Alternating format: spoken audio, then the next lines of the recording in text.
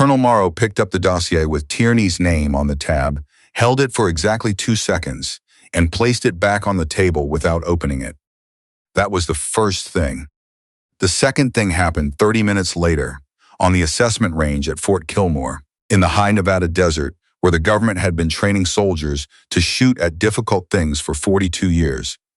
Morrow walked the line of 18 candidates the way senior officers walk lines, without ceremony, without performance, simply moving from left to right, as though the act itself communicated something the words hadn't finished saying. He paused at each candidate long enough to complete a thought. At Tierney, he paused for a different reason. Sergeant Tierney. Sir, you have a combined arms marksmanship score of 94.7. Yes, sir. That is the highest entry score in this class. She said nothing, because it wasn't a question. Morrow looked at her for another beat. I've run this program for 11 years, he said. I've seen scores like that go sideways under field conditions more times than I can count. He said it the way people say things they believe sincerely, which is what made it effective. It sounded like wisdom. It was something else wearing wisdom's clothes. He walked on. Gilroy, standing 4 positions to Tierney's right, heard it. He looked at the space where Morrow had been, and then at Tierney and then forward again, his jaw doing the thing jaws do when a thought hasn't decided whether to become a word yet. Staff Sergeant Petra Tierney was 29 years old and had spent 12 of those years learning to make the air do what she needed it to do, not control it. Nobody controlled air. Her mother had explained that distinction on a hillside.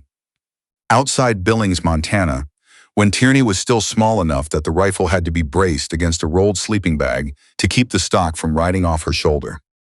You don't fight the wind, her mother had said, lying beside her and watching the mirage through a second-hand spotting scope she'd bought from a retiring sergeant.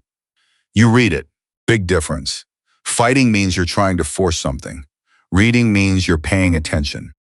Her mother's name had been Arlene, and she had been a corporal in the Army Medical Corps and a competitive long-range shooter who placed second at the National Rifle Association's Precision Rifle Championship in 2008 and would have placed first if she hadn't been recovering from a broken wrist she hadn't told anyone about. She died of pancreatic cancer 11 days before Tierney shipped out for basic training, which meant Tierney had carried her through every range she'd ever stood on, not as a ghost, not as a burden, but as a voice that was still precise and still certain and had never once been wrong about anything that mattered. She had left Tierney 3 things: a scratched but functional spotting scope, a letter that Tierney had read once and would never read again because once was enough, and a small green notebook, military issue, filled with 11 years of handwritten ballistic data, wind readings and elevation tables and notes on how specific ranges behaved in specific weather, and in the very back, in her mother's compact handwriting, a single sentence that Tierney had been carrying in the front pocket of every uniform she'd worn since the age of 16. The rifle doesn't know you're a woman. Let that be enough. She kept the notebook on her person at all times. She had never explained this to anyone. She didn't feel the need to. The Army Advanced Marksmanship Integration Course, AMIC, in the particular shorthand that military programs acquire, ran 8 weeks at Fort Kilmore and pulled candidates from the top tier of the top tier: Rangers, Special Forces, MARSOC, infantry units with performance records that read like endorsements written by people who couldn't quite believe what they were signing off on. 18 candidates in Tierney's class, 17 men. The selection standard made no accommodation for gender. The physical thresholds were the same. The marksmanship benchmarks were the same. The sleep deprivation protocols and the field exercise standards and the cognitive assessments under compound stress were the same. This was considered progressive in certain offices and obvious in others, and quietly resisted in a third category that didn't write its resistance down. Sergeant First Class Gilroy was not precisely in that third category. He was something more complicated and therefore more interesting. He was a ranger with 14 years of service who had never had reason to form a concrete opinion about women in selection pipelines because none of the women he knew had tried to enter one. He had arrived at Fort Kilmore with his performance history and his equipment, and a set of assumptions about the world so thoroughly integrated into his thinking that he didn't recognize them as assumptions at all. On the first morning, when Tierney walked to the line and posted a cold bore grouping at 500 meters that made the range officer stop writing and look twice at his data sheet, Gilroy didn't say anything. He noted it the way an experienced shooter notes something unexpected, with precision and without sentiment, and then let it sit at the back of his mind where it stayed, unattended, until later. What Gilroy said that first morning was quieter than what Morrow had said on the line. He said it to a ranger named Haddon, just under the ambient noise of the range. "Command is serious about this?" It wasn't hostile. That was the thing about Gilroy. He wasn't hostile. He just hadn't yet understood what the question actually meant. Tierney heard it anyway. She always heard things. She had been trained to hear things before she understood why hearing mattered. On those Montana hillsides, where her mother would hold up a finger mid-sentence and say, "Listen," and wait until Tierney identified what was moving in the grass before the conversation resumed. Hearing, her mother had said, wasn't about volume. It was about paying attention when most people had decided there was nothing worth paying attention to. She set her rifle down and waited for the range to resume.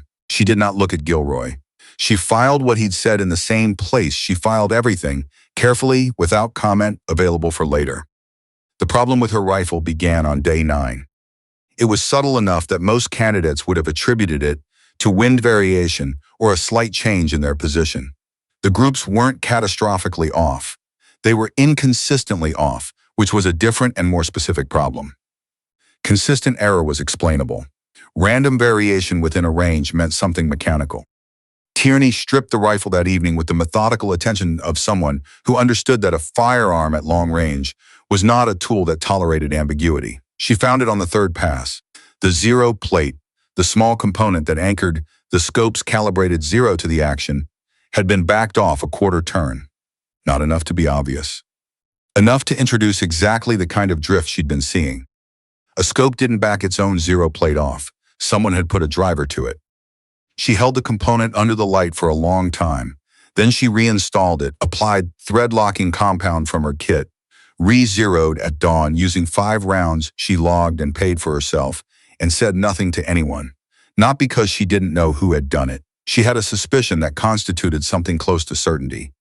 But certainty without evidence, in a program where the administration had already established its narrative about her, was a statement that would fire backwards. Her mother had told her once, sitting on a ridge in January watching a valley below go from one color to another as the light changed, "Don't show the wound, not to everyone. Predators follow blood." Tierney was not bleeding where anyone could see it. She was bleeding privately and competently and keeping records, because records were ammunition of a different kind. The stalking scores arrived in week 3, posted on the board outside the operations building the way all scores were posted, numerically, without ceremony, inviting whatever conclusions the reader chose to draw. Tierney had run the mathematics herself before she looked at the board. She had been keeping parallel records since day 1, a habit she developed in her second deployment when she discovered that official records had a way of reflecting something different from what had actually occurred. She knew her composite, approach time, concealment quality, position establishment, engagement accuracy at undisclosed ranges. She had done the arithmetic. Her posted score was 6th. The commentary beside her entry cited technique deviations in final position establishment, a phrase that appeared beside no other entry on the board and was not referenced in any rubric document she had been provided. Haddon, who had finished directly behind her in the exercise timeline and whose entry read 4th on the board, came and stood beside her. He looked at the numbers, then at her. His expression did something complicated that wasn't quite embarrassment and wasn't quite apology, but occupied some territory between the two. "That's not what I saw," he said quietly. "I know," she said. "What are you going to do?" She looked at the board for another moment. "Document it," she said, and walked back to the barracks. The formal discrepancy notice went through channels that afternoon. She had no expectation that it would change her listed score. She filed it because paper trails had a way of mattering later in ways that weren't predictable from the moment of creation, and because the act of documentation was its own kind of precision. Fired now, landing later. 3 days later, Colonel Morrow called a full class assembly at 0500. Not a training exercise. An assembly in the dark, Candidates in formation, with their breath visible in the cold air, no one certain what they were standing for. Morrow came out of the operations building and stood in front of them without preamble. There is a candidate in this program who has filed a formal complaint about evaluation methodology. His voice carried the particular flatness that was, in Tierney's experience, more effective than volume. In 11 years of running AMIC, I have never had a candidate question the integrity of this course's assessment process, not once. He walked the line. The candidates who are selected for this program understand something fundamental. Scoring is not a contract. It is a judgment, applied by instructors who have more context than any candidate has access to. That judgment is not subject to appeal by someone who believes their own assessment of their own performance. He stopped in front of Tierney. "Are we clear, Sergeant?" "Yes, sir." He held the pause for 3 full seconds. Then he walked away. What he didn't see, because his back was turned by then, was Gilroy. Gilroy, standing 2 positions to Tierney's left, watched Morrow walk back toward the building. Something shifted in his face. A small shift, the kind of adjustment that happens when a person's internal model of a situation stops matching what they're observing. He didn't say anything. He wasn't ready to say anything yet.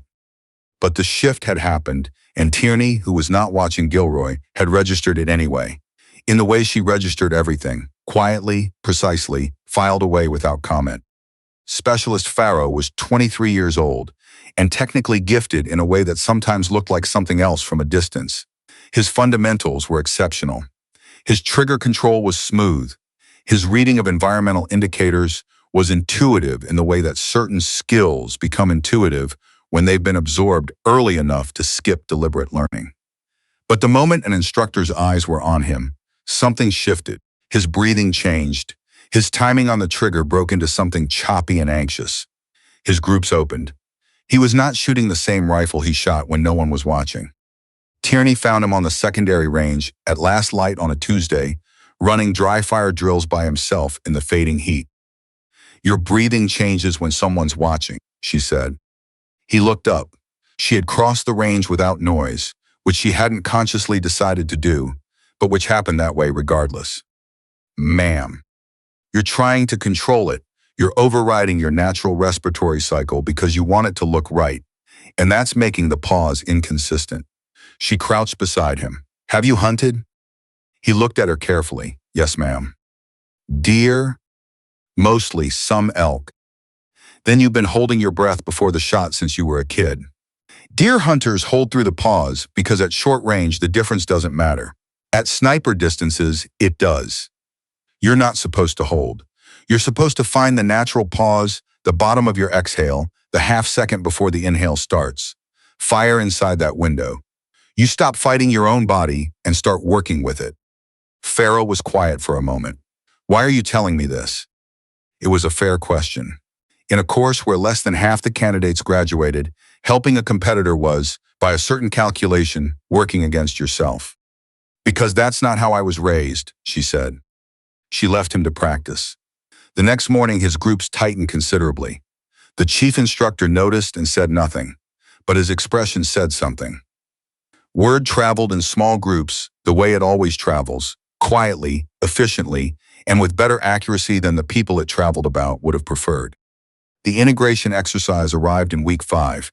It was a legitimate training tool, compound physical and cognitive stress, applied simultaneously, designed to test decision-making under conditions of compounded degradation. Everyone knew this. Everyone had prepared for it. What Tierney noticed during the physical phase was that her route was not the standard route. She realized it while already moving through it, a low drainage channel that added significant time to her phase transit, arriving at the firing line with her engagement window already compressed. She hit 5 of 6 targets under those conditions, a passing score, not the score she would have posted under standard conditions.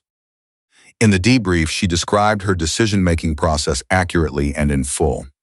Then she told the evaluating instructor, a warrant officer named Chandra, that her physical route had differed from the standard route in a way that had affected her transition time. Chandra set his pen down. "That's a significant observation, Sergeant. I paid attention during the course walkthrough yesterday morning," she said.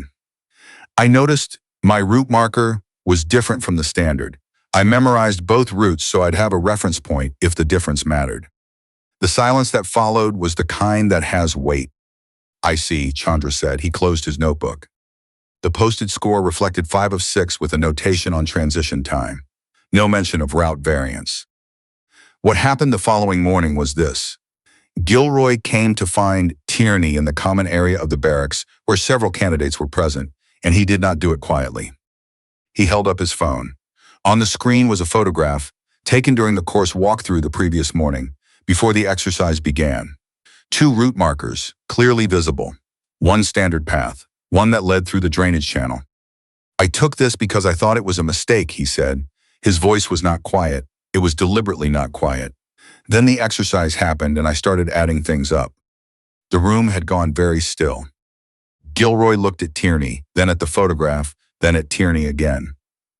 When he spoke, there was the particular roughness of a person moving words that are heavier than expected. I've been trying to figure out if you belong here since day one. I've had my answer for a while. He put the phone in his pocket. I'm taking this to Chandra, you can come or not. He turned and walked out. Farrow, who had been standing near the far wall, set down his coffee mug and followed without saying anything. Haddon, who had spent 5 weeks in the careful neutral distance of someone who observes before committing, stood up and went after them. What happened in Chandra's office was not theatrical. Chandra looked at the photograph for a long time. He asked 3 precise questions. He photographed the image with his own phone. He thanked them and sent them back to the barracks. His expression as they left was the expression of a man doing arithmetic he didn't like the answer to. Morrow called Tierney to his office that evening. She had braced herself for anger the way you brace for a wave you can see forming offshore, not visibly but internally at a structural level. What she encountered was not anger. Morrow was sitting behind his desk and he looked, for the first time in 5 weeks, tired. Not physically tired, the other kind. The kind that comes from carrying something heavy long enough that you've stopped noticing the weight because it's been there longer than everything else. He didn't speak for almost 30 seconds after she entered. Then, the route variance has been classified as an administrative error. She said nothing. Your integration exercise score will be recalculated based on the standard transition window. A pause. The adjusted score will reflect a full 6 of 6 engagement. She said nothing.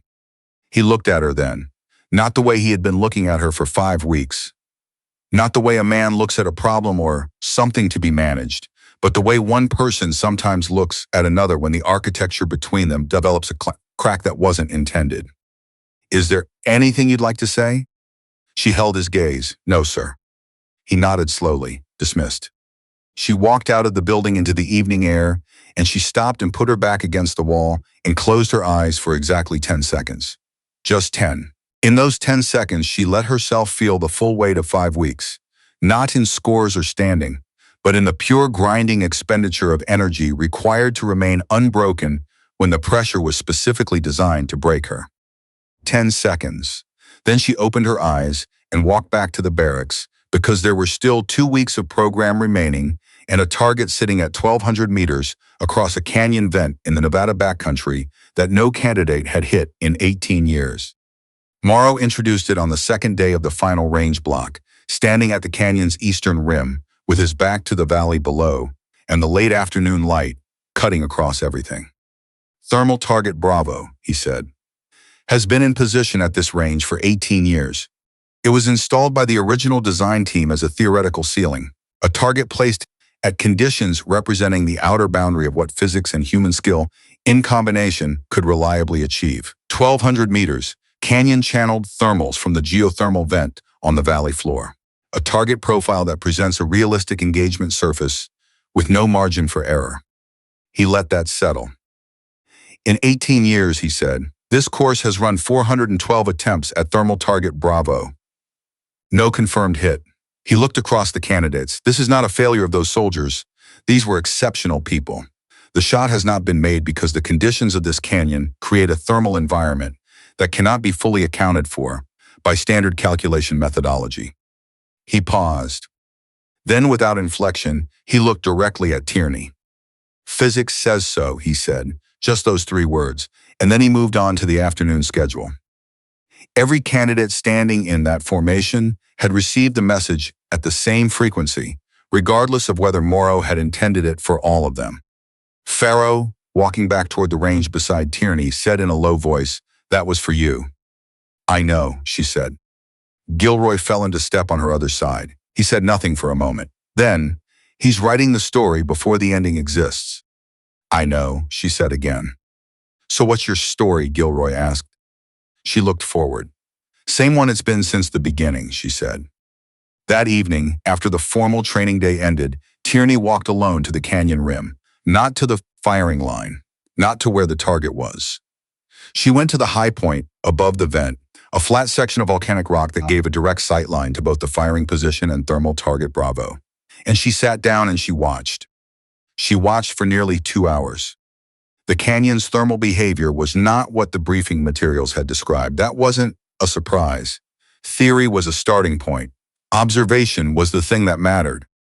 What she was watching was the geothermal vent at the valley floor, a narrow fissure in the rock shelf that exhaled a steady column of heat rising into the canyon air and creating, depending on ambient temperature and hour, different patterns of deflection along a bullet's path from the firing line to the target.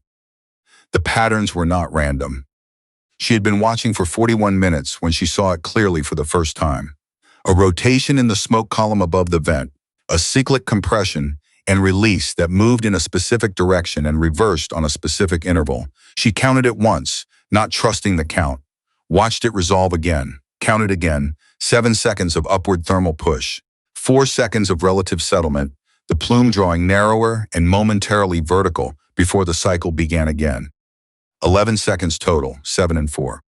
She counted it 6 more times with variation of no more than half a second in either directions, which was within the range of air temperature fluctuation, which was itself predictable by time of day.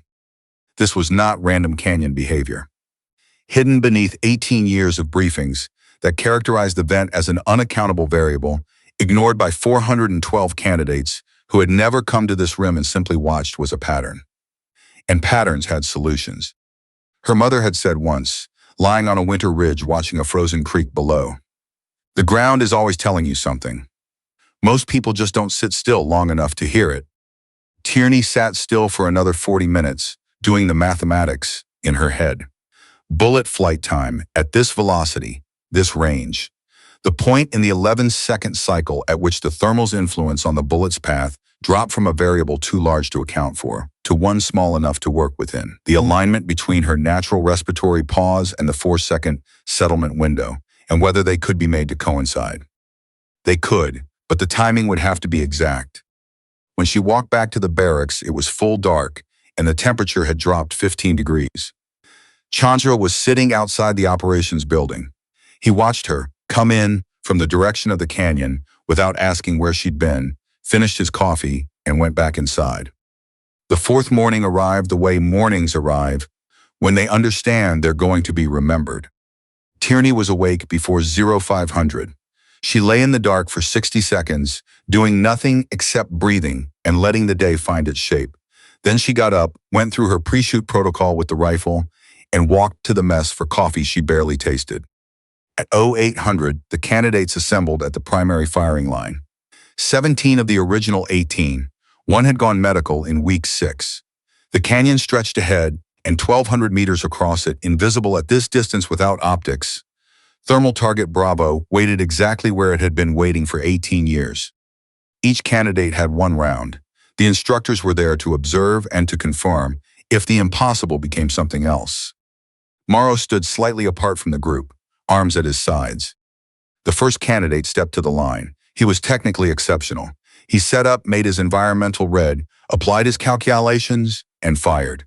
Miss pushed left, the canyon thermal claiming it before the halfway mark. Second candidate, miss, high. Third candidate, miss. By the 10th candidate, the energy on the line had settled into something collective and heavy. These were not bad shots. The conditions were winning in the specific, impersonal way that conditions win when they haven't been fully understood. Gilroy was the 12th shooter. He set up with the methodical care that characterized everything he did. He spent nearly a minute on his environmental red. He adjusted twice. Fired. The round impacted the canyon wall, approximately 8 feet below and left of the target. He stood, looked at the impact through his spotter, and said one word that nobody repeated afterward. Then he turned to Tierney, who was standing 3 positions to his left, and said in a voice that had no ceremony in it at all, "The thermal off the vent is doing something the flags aren't showing." "I know," she said. Something moved across his face. "You figured it out." "I think so." He held her look for a long moment. Then roughly, with the directness of someone who means exactly what they're saying, "Go hit it." Candidates 13 through 16 fired in sequence. One came close, Haddon, whose round passed within an estimated 2 meters before the thermal claimed it. And then there was one candidate left. Morrow stepped forward, his voice carried across the full range. "No candidate has made this shot in 18 years, he said, "not with the conditions this canyon creates." He looked directly at Tierney. "Physics says so." Same words as the day before, harder this time, a final wall erected specifically. Tierney stepped to the firing line. She did not look at Morrow. She did not look at the other candidates or the instructors or the wind flags that had already been wrong for 17 shooters this morning. She lowered herself into position behind the rifle, and the world went quiet in the specific way it went quiet for her when it mattered. Not silent, but quiet. Her mother had explained the difference on a Montana hillside when Tierney was young enough that the distinction felt philosophical and only later became practical. Silence was the absence of noise. Quiet was what happened when you stopped competing with noise and started listening inside it. Chandra moved to the spotting scope. He had spotted for hundreds of candidates on this range over 7 years. His face behind the eyepiece showed nothing, but his right hand, resting on his thigh, had closed very slightly into a loose fist, an unconscious thing, what the body does when it's holding tension it hasn't acknowledged. Tierney did not go immediately to the scope.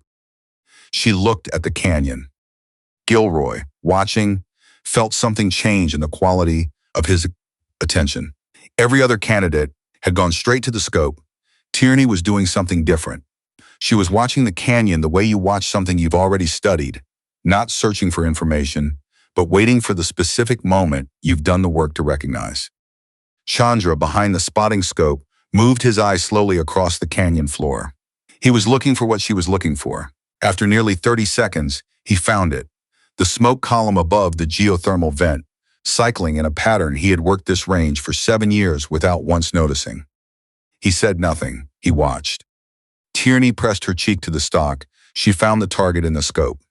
At 1,200 meters, it was small, not impossibly so, but small enough that the margin for environmental error was effectively zero.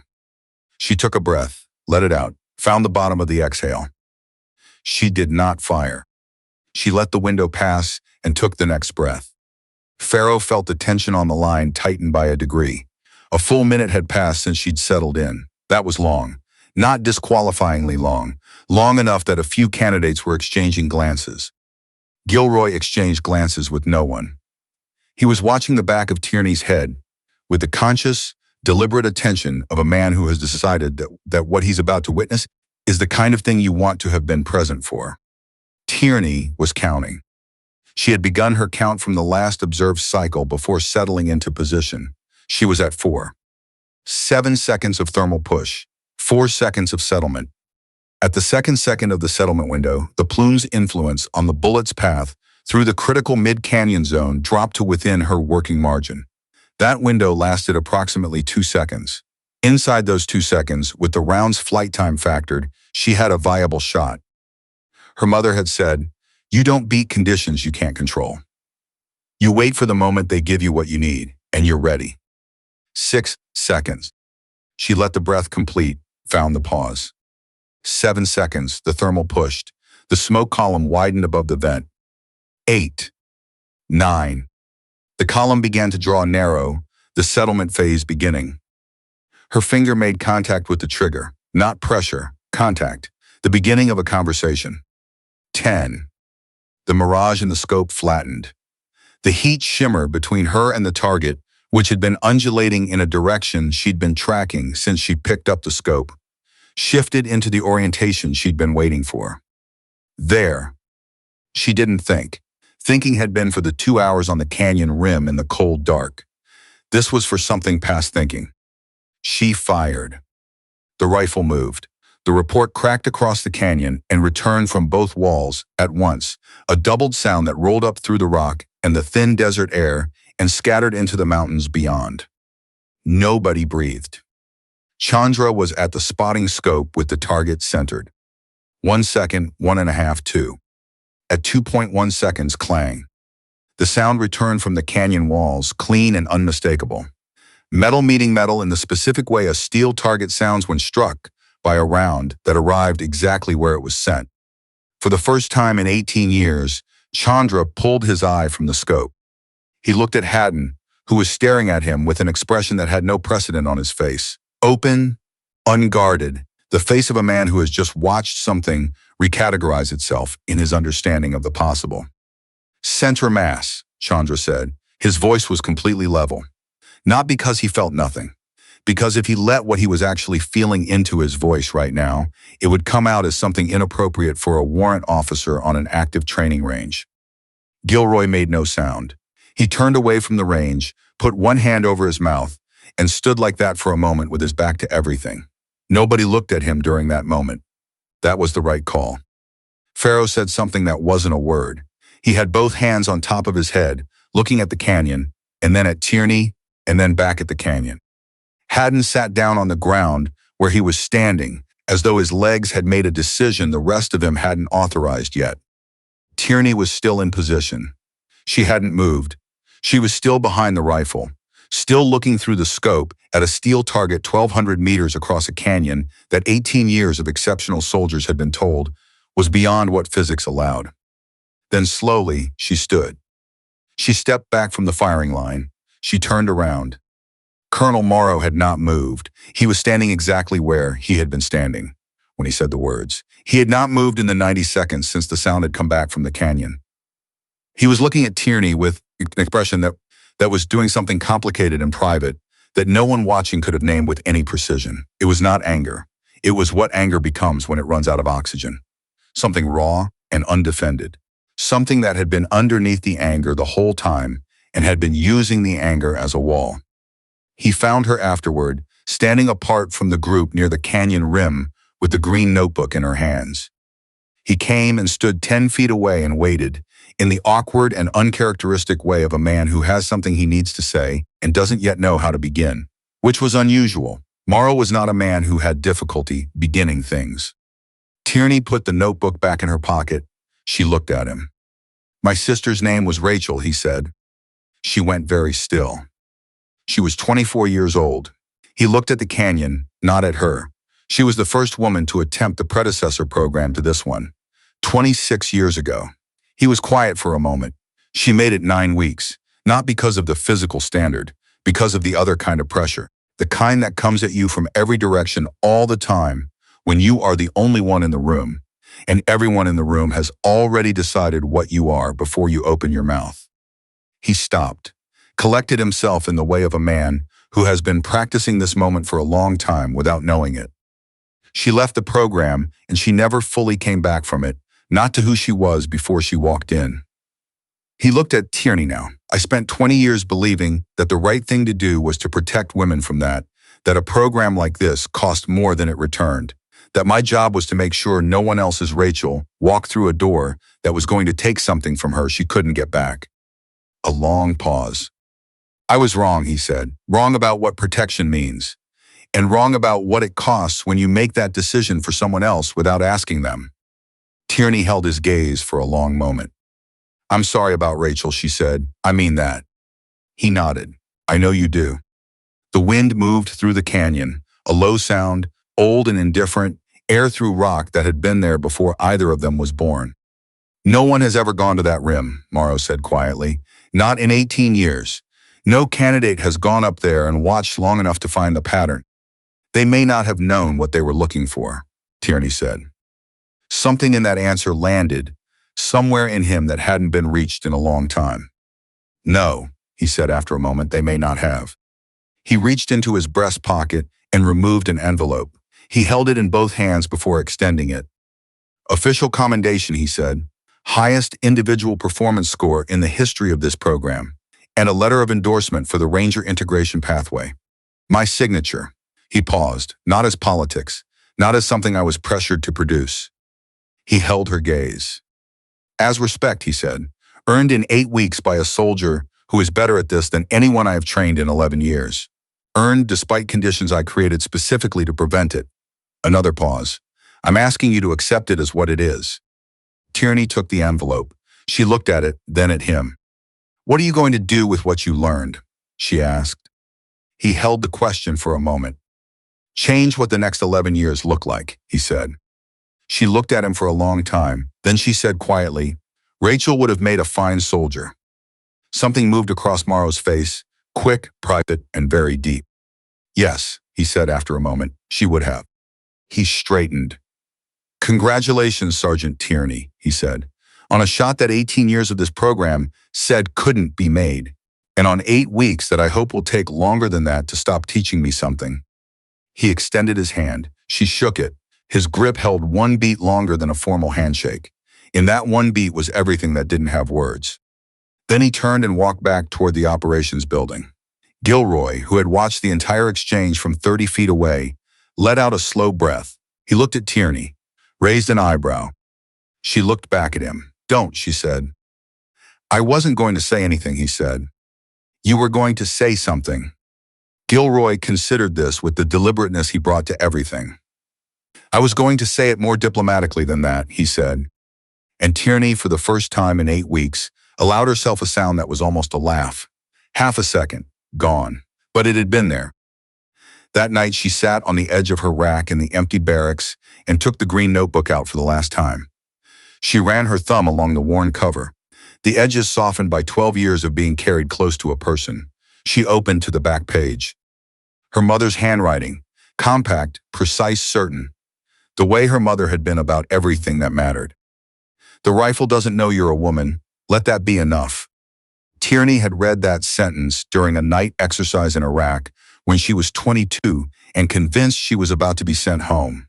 She had read it on a range in Georgia in the rain when the range officer had looked at her entry form and asked, without malice but with complete sincerity, if she was certain she had the right building. She had read it in the back of a truck in Afghanistan with dust and everything, and the certainty that the next morning was going to ask things of her she wasn't sure she had left to give. She had read it this morning, before 500, in the dark. She reached into her kit and found the pen she had been carrying since her mother's funeral. She opened the notebook to the back page. She held the pen over the sentence for a moment. Then she drew a small, clean checkmark beside it. She sat with that for a long time. The completed thing and the weight of it, the grief and the gratitude occupying the same space in the way that large feelings do when you stop managing them and simply let them be. She thought about a hillside in Montana and a secondhand spotting scope and a woman lying beside her in the frost-stiff grass, pointing at distances that seemed too far and saying, look, and listen, and the wind is telling you something. You just have to be quiet enough to hear it. She thought about the 4-second settlement window in the thermal cycle and the sound that had come back from the canyon walls, and Chandra's voice saying, center mass in the exact tone, who has seen something they'll be adjusting their understanding around for a long time. She thought about Gilroy, turning away from the range with his hand over his mouth, about Farrow with his hands on top of his head, about Haddon sitting down on the ground because his legs had made a decision before the rest of him caught up. She thought about Morrow saying, I was wrong, in a voice that had put something down it had been carrying for 20 years. She thought about Rachel, who had walked through a door 26 years ago and been failed by the person she had most trusted to tell her the truth about what she was worth. She did not cry immediately. She sat with the completed notebook and the quiet of the empty room and let herself feel the fullness of it before she let it move through her. Then she cried in the way that private grief looks when it has been held with discipline through a very long time. Quiet and complete, the body releasing something it had been carrying through 8 weeks and 29 years, and every range she had ever stood on with that notebook in her pocket, and that voice in the back of her mind pointing at distances that seemed too far. She cried for her mother. She cried for Rachel Morrow, who had asked the wrong person whether she belonged and received the wrong answer. She cried for every woman who had stood at a threshold and been told by the room's architecture that the threshold wasn't hers. And then she was done. She closed the notebook. She sat up straight. She breathed. In the years that followed, every woman who entered the MX selection pipeline heard the story before she fired her first round at the qualification range. Sometimes the instructors told it. More often, it was the candidates who had been there. Haddon told it plainly and without ornamentation. Farrow told it the way people tell stories that permanently altered them. And Gilroy told it at every leadership event he attended for the next decade with the specific credibility of a man who had started on the wrong side of it and said so without qualification. The story always ended the same way. A canyon, a vent, an 11-second cycle in the thermal air, 18 years of attempts. One candidate who had gone to the rim alone in the dark and sat still long enough to hear what the ground was saying. One round, center mass. The canyon still stands in Nevada, and the vent still exhales its 7-4 cycle, patient and indifferent to the people who come to stand above it or don't, who listen or don't. And thermal target Bravo, which held its silence through 412 attempts across 18 years, now holds a different kind of history in its steel. The kind that rings out across a valley. The kind you can still hear if you're standing in the right place with the right kind of quiet. The kind a mother taught her daughter to hear on a hillside in Montana, before the world had any idea what she was becoming.